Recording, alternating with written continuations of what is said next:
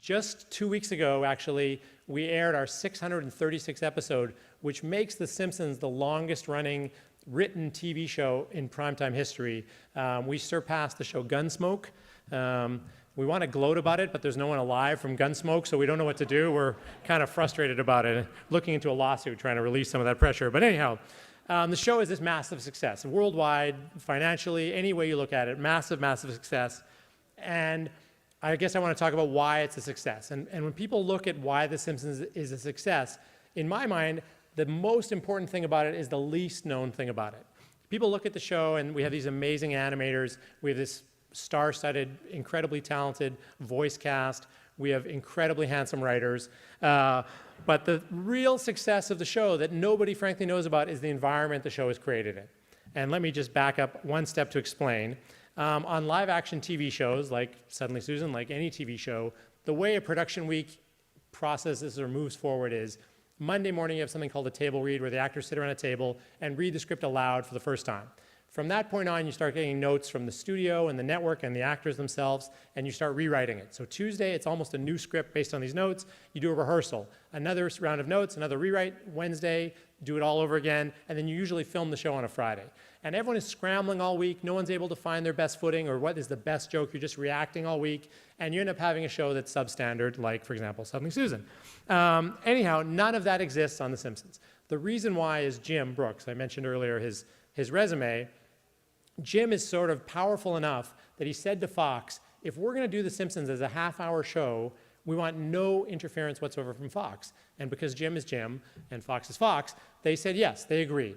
So the only, if we, backing up a second, really The Simpsons is produced in what I call a creative paradise. If we want to do a story, for the most part, we do it. If we want to do a joke, for the most part, we do it. The only presence that Fox has in the making of The Simpsons is through a division of Fox called Standards and Practices, which is like the censor. And their job is to make sure nothing distasteful goes on the Fox airwaves. They think right now nothing distasteful is going on the Fox airwaves. We had an episode, I'm going to say 4 years ago maybe, where we had a big box type store, and we called it Sprawl Mart. And underneath we said a parody of Walmart. And for whatever reason, it was an advertiser, it was some business relationship, I don't know, the censor absolutely dug their heels in and said, you have to change that, you must change that. Back and forth we went, you know, you're supposed to have no interference, etc. Finally, they insisted we changed it. What we changed it to was this: Sprawl Mart, not a parody of Walmart.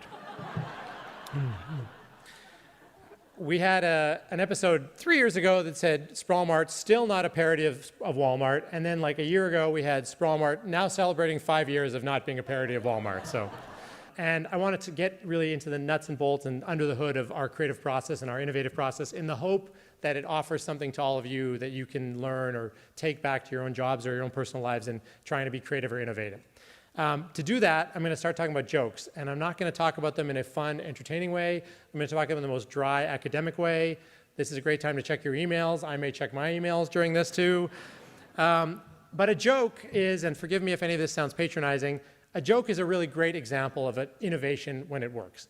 Again, I apologize if it's patronizing, but a joke is two parts. There's the setup and there's the punchline. And for a joke to work, the setup has to be something that the listener can relate to, understand, get on board with. And the reason that we laugh, hopefully, at a joke is because of the surprise. We weren't expecting it based on the setup. It's a twist on what we thought, and it's a good innovation because of the surprise. So it took something we're used to, and it turned it in a new way. And that's how a good innovation works, kind of. It takes something we're all used to and we can relate to, and then it flips it. And that idea of being relatable is key to any innovation, and particularly key to our creative process. Because we work on this animated show where we have this broad canvas. We can do anything we want. Homer's been to space. He lived in an underwater house. He does things no human should ever do. He went to Winnipeg, things no human should ever do. But we connect to our audience always by being relatable, and the way we're relatable is we always have a human emotion that is connected with our audience, and once we have that connection, we then kind of have license to kind of do what we want and have fun with it, but we're always grounded to the audience because of this emotion, and it's not so much about emotion, it's about being relatable and connecting to our audience. So it's always, always super important to us to be relatable, and a quote I always offer up about this comes from the great comedian Sid Caesar, also late. I'm only quoting dead people today, it's the theme. But Sid Caesar, the great comedian, he said the guy that invented the wheel was smart, but the guy that invented the other 3 was a genius. So Sid Caesar. So that's the first thing, is really being relatable, connecting to our audience, the biggest thing. And then once we get to work, we start sort of cranking out ideas, start sort of being innovative. I talked about our process earlier when I was talking about the Krusty example. We start brainstorming. And as soon as you talk about brainstorming, people are very quick to throw out the old adage, well, there's no bad ideas in brainstorming. That's not true. There are bad ideas. And the truth is, of course, they're bad ideas. At The Simpsons, people call them Joel's ideas. But what we found is there's real value to bad ideas. There's 2 real things about bad ideas that are incredibly valuable. The first is, with any bad idea, it's a great chance to test, indeed, if you do have this creative environment. I talked about our creative environment, but in a brainstorming session, you also have a smaller creative environment. And if someone says something that might be a bad, quote or unquote, bad idea, if it's welcomed into this session without the person feeling embarrassed or mocked for their bad idea and making them want to pitch something else or suggest something else, that's what you want. That's a good creative environment. And every bad idea tests that environment. Good ideas are great to embrace and easy to embrace. It's how you embrace and deal with the bad ones that really sort of test that environment. So we want that, and we want ideas to come in, because the other great thing about bad ideas, about any idea, is that in any idea, there's always a nugget of something that someone hears and then can build momentum off and then have their own idea. And you start building momentum, and we have found without fail that the more this sort of avalanche of ideas come, you end up getting to a place you never would have got to as an individual. You kind of need this train to go. Sort of like if anyone knows the theater of improv, it's always this yes and. You take what someone says and you build on it. And we always want to keep building on ideas. An example of how that works on the show, we once had an episode where I showed you earlier, you can see here, Maggie has her soother in. And it's not, the doctor told Marge, you have to take away her soother, pacifier, it's not good for her, it's bad for her teeth. If anyone has one in right now, I encourage you to take it out, it's bad for your teeth. So Marge takes it away, and Maggie can't sleep, and she's whimpering in her crib all night, and Homer can't sleep because he hears his little daughter whimpering and crying. And being a loving father, Homer goes and gets her the dog's toy and gives her that to suck on instead. So she's able to fall asleep, but every time she sucks on the dog's toy, it makes a little squeak. So Homer still can't sleep.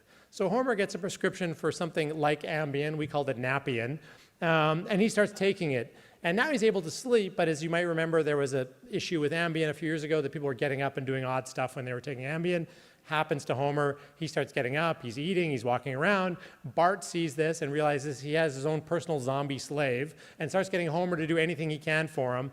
At one point, Homer, asleep, is driving Bart and his friend through town. All of a sudden, Homer wakes up, scared. He tries to slam on the brakes, can't do it in time, goes through a wall. It's the Springfield Fire Department. He knocks out the fireman's pole, hits the alarm bell, which goes off. The firemen sleeping on the second floor think there's a fire. They run to slide down the pole. It's not there. They fall down. They all break their legs. And that's how we began the episode where Homer becomes a volunteer fireman, building on ideas. So that's an example. I also talked about this avalanche, this stream of ideas that we always want. And that's important too. And the best way to get sort of the most productive stream is to start with as broad a base. The stream, I'm ditching the stream analogy. I'm going to the pyramid analogy. Make a note. You want kind of this pyramid to build to the best idea. And the best pyramid starts with the broadest base at the bottom, the most ideas that come in. And the way you maximize those ideas and the broadest base is sort of the different variety, diversity of ideas.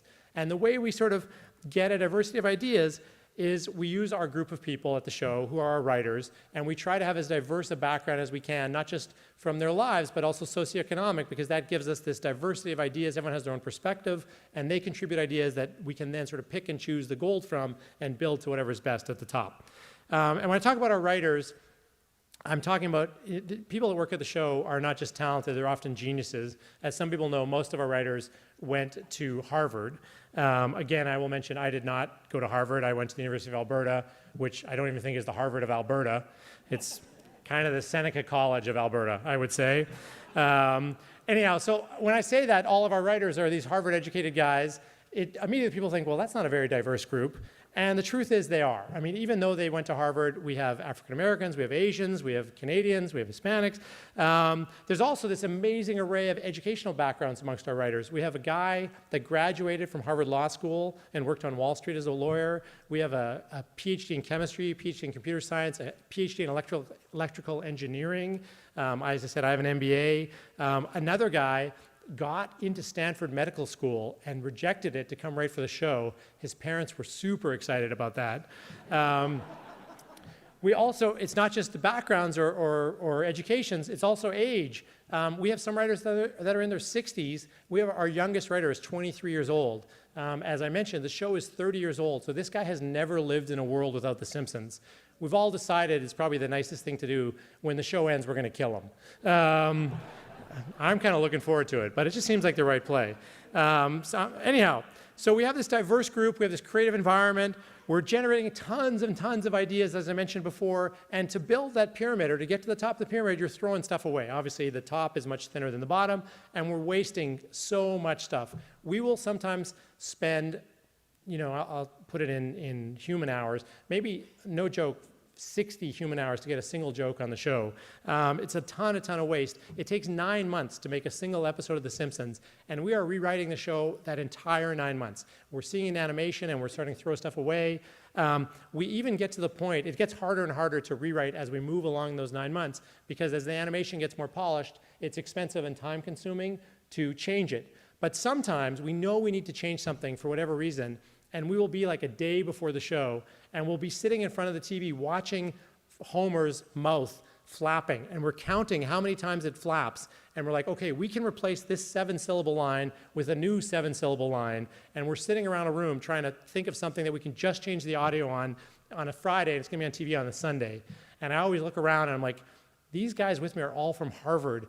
Like, these guys should be on Wall Street screwing the middle class, and instead they're next to me, like counting lip flaps of a cartoon oaf. But anyhow, the point is not so much that, but we're always ready to change stuff for a better idea, always ready to exchange stuff. The real point is that creativity is not efficient. I always tell people, if you tell me that your creative process is efficient, I'll say your creative process is broken, because you need to be wasting stuff to find the best stuff. You need to know what's bad to know what's good. I always say that creativity is not like a Tesla on auto drive, but kind of like a Ford Pinto being driven by a drunk driver swerving all over the road, which is how I got in from the airport, incidentally. So anyhow, that's another big thing for us, is we welcome waste. We welcome inefficiency. Another thing is we often try to look at any problem we find. The Sprawl-Mart thing is a good example. When we get stuck, we try to look at the problem from a different angle. And sometimes that's 180 degrees, the complete opposite side of a thing. We had an episode not too long ago where Homer realized if he ate enough, he could get himself to weigh 300 pounds and go on disability. And obviously he does it. He gets so fat that one of our characters said his butt had its own congressman. Republican, I assume.